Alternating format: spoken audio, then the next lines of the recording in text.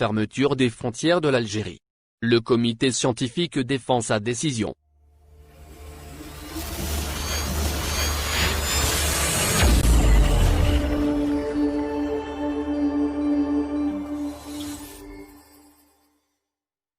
Un membre du comité scientifique de suivi de l'évolution de la pandémie de coronavirus en Algérie, en l'occurrence le professeur Bekat Berkani, a défendu, mardi 20 octobre, la décision du maintien des frontières de l'Algérie fermées, lors de son passage sur la chaîne de la télévision nationale.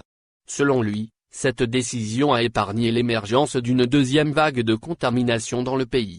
Le président de l'Ordre des médecins et par ailleurs membre du comité scientifique, Mohamed Bekat Berkani, a déclaré que la décision prise par le président de la République, Abdelmadjid Tebboune, concernant le maintien des frontières de l'Algérie fermées avait préservé le pays de l'émergence d'une seconde vague de contamination au coronavirus.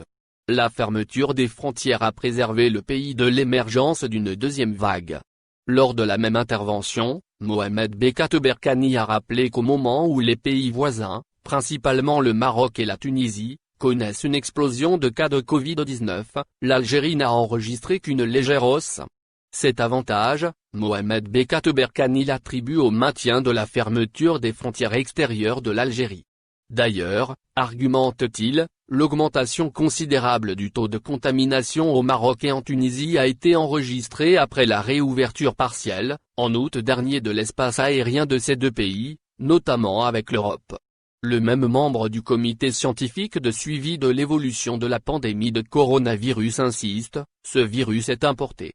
Et l'isolement de l'Algérie des pays qui ont connu une augmentation des cas de Covid-19 était la bonne décision.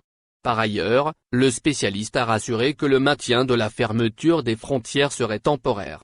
Sur la situation épidémiologique de l'Algérie, le président de l'Ordre des médecins algériens assure qu'elle est relativement stable, malgré la légère augmentation du nombre des cas recensés ces derniers jours. Merci de bien vouloir activer la cloche, et de cliquer sur j'aime.